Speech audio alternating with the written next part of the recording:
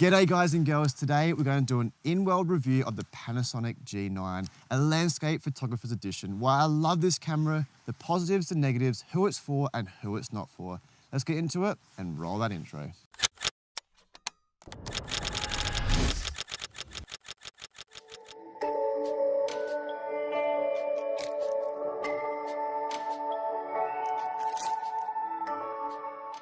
Yo, g'day guys and girls. It's great to see your beautiful smiling faces today as we look at the Lumix G9 from Panasonic in a landscape photographer's perspective. Why I absolutely fell in love with this feature-packed camera, but unfortunately it just doesn't suit my requirements. But if you're new to this channel, I'm Matthew Storer, a travel and landscape photographer from Australia, traveling to least explored countries, showcasing the beauty and diversity of this world through my photography on this channel. So if that interests you, drop below and subscribe for future content. I'd love to have you as part of the family.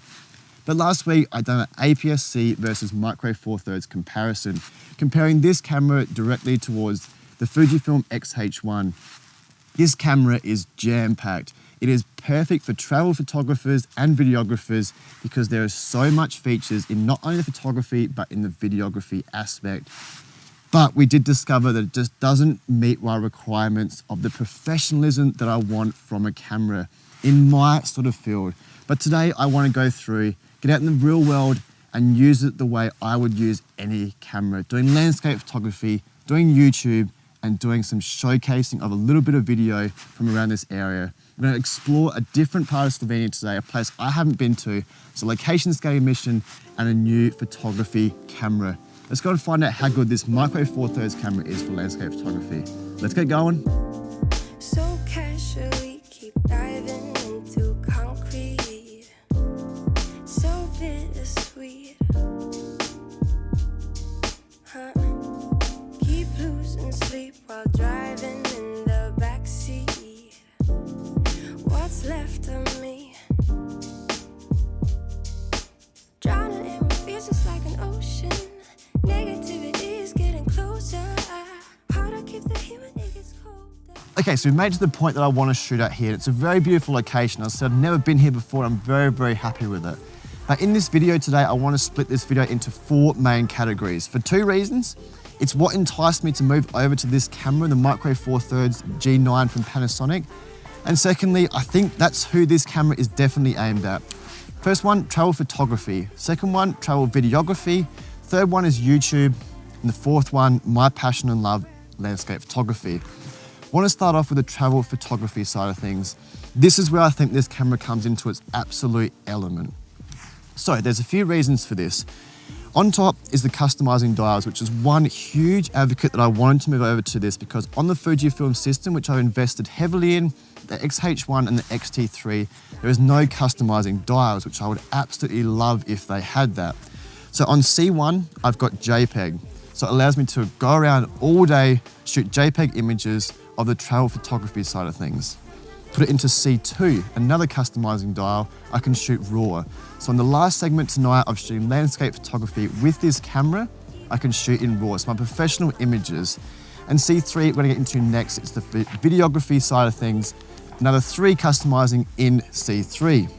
There's a few things that did entice me also just outside the customizing dials. It's the in-body image stabilizer. Now Panasonic and Micro Four Thirds have incredible 6.5 stops in the G9. That's just in body. You hit the lens, getting about another 2 or 3 stops out of it, getting to about 8 or 9 stops out of the whole setup. This is incredible, allowing any travel photographer to walk around all day and take images.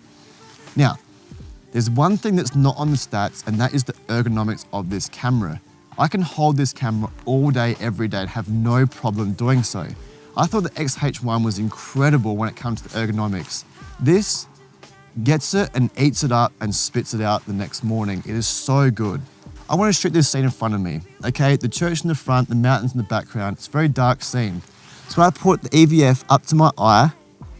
It's really cool because it's so crisp for starters, but you can also toggle this V mode and it changes to 3 different magnifications. So if you wear glasses, it's perfect. With the XH1, you can't change this. I think it's like 0.73 magnification. So you have to get a little bit further away from it to see the whole magnification.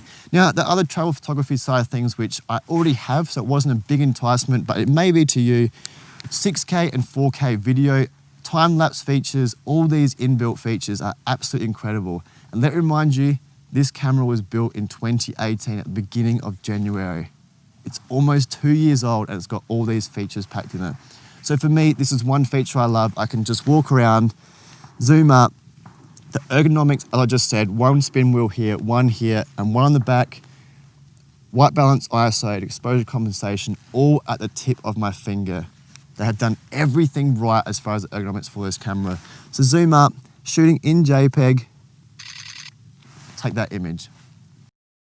The videography aspects, this is where things start to get really juicy. Can I remind you, this camera was released in January 2018.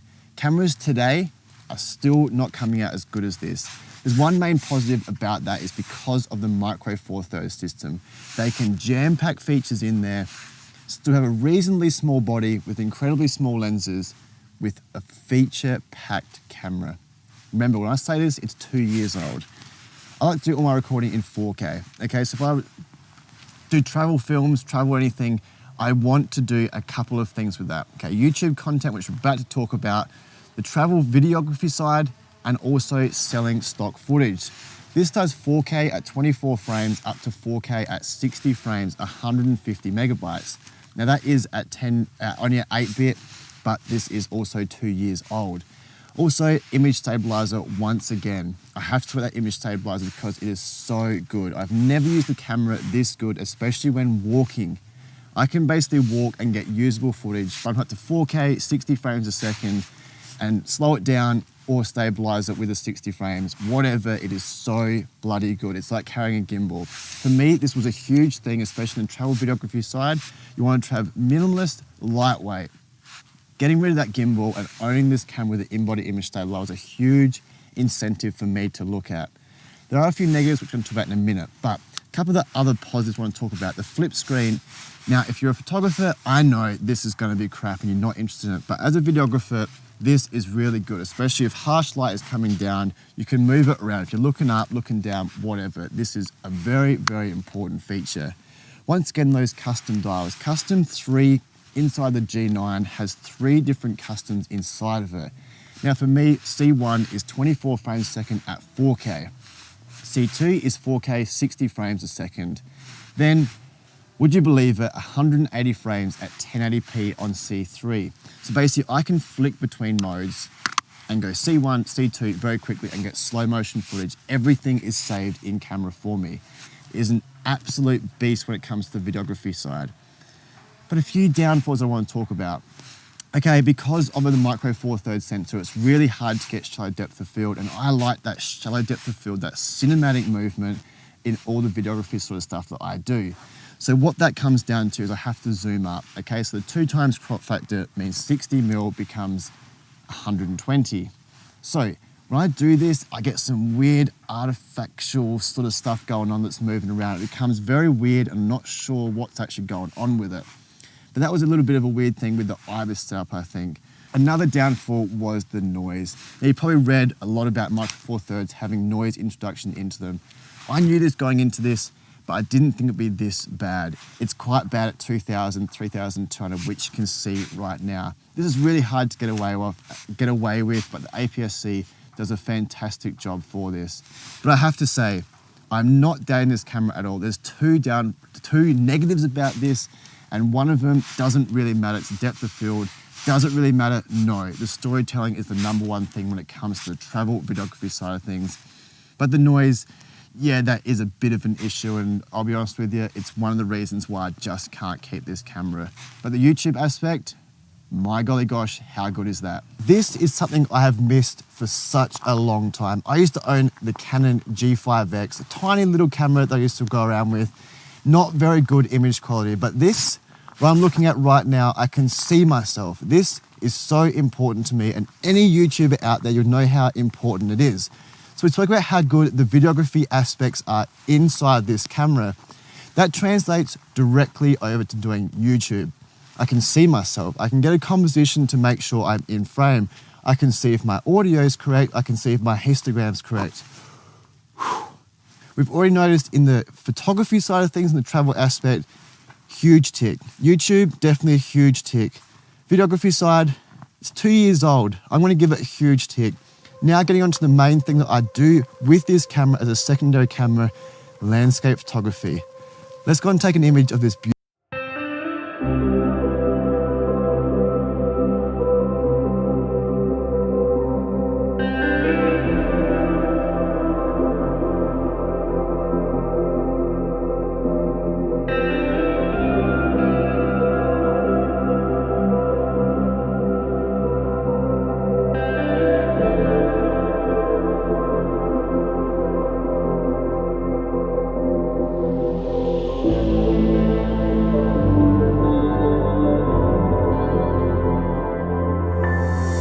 Okay, moving on to the last point, the landscape photography side of things. So we went through another YouTube and the videography side of things, and I'm very happy with the YouTube, but subpar with the videography. But remember, this camera was built in the early 2018. The photography side of things and the travel aspect, the in-body image stabilizer, as the church bells go off, sorry, the in-body image stabilizer, the EVF, a fantastic feature when the travel photography side of things, as we spoke about earlier.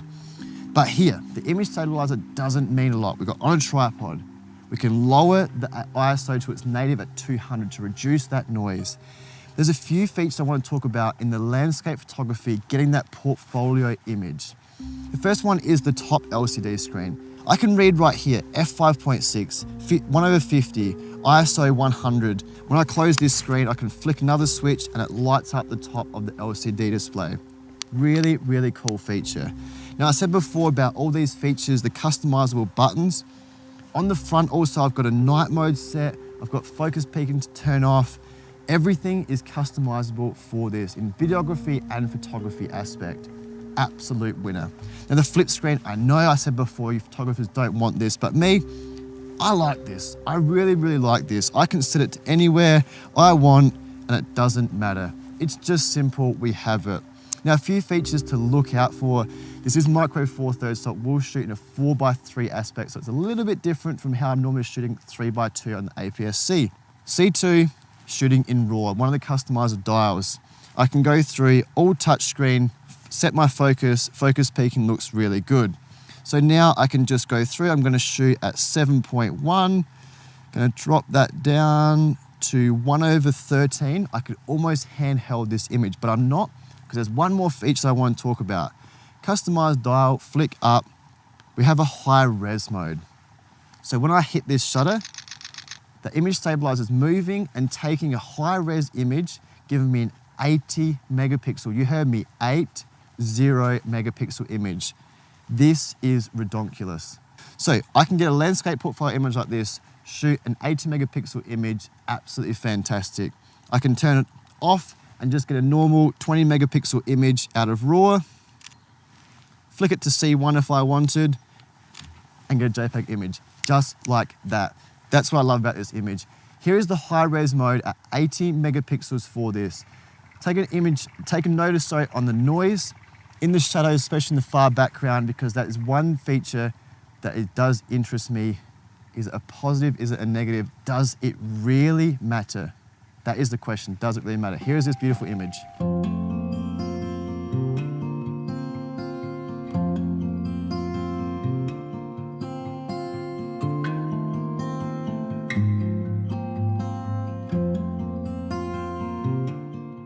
So getting on to this, who is this camera for? I put this out to you. You can travel with this body, the G9, the 12-60 and the 50-200. You can travel to Africa and shoot wildlife. You can travel to the Bahamas and shoot beaches. You can travel to the city of Prague and shoot architecture photography. That is who it's designed for, travel photographers that don't have a necessity to shoot in low light. If they do have a necessity to shoot in low light handheld, they can use the in-body image stabilizer. So this is definitely aimed at the travel adventure photographer and videographer that love to storytell. that want to be shooting all day, that want the ease of shooting, that want to come home with a portfolio of hundreds of images in a high quality camera, and this is it right here. I think this camera, 2018, 2019, is the most underrated camera on the market under 1,000 euros. Let me know, is it? Have you found a better deal? Maybe the XH1 is up there also. But my question to you today is, have you ever owned a camera that you fell in love with that people overlooked? Let me know in the comments below, what is that camera and why did you fall in love with it? I fell in love with this for multiple reasons, but unfortunately I can't keep it because of that professionalism that I want at a low light with the videography side of things. But hey, that happens. Every camera has its downfall. This is it. Everything else that steps up and goes to the competition because it's so bloody good. But guys, that's me done for today. Sending this camera back tomorrow. Unfortunately, it's gonna be a sad day, but I'll see you guys on the next one, somewhere out here in the beautiful Slovenia. Ciao.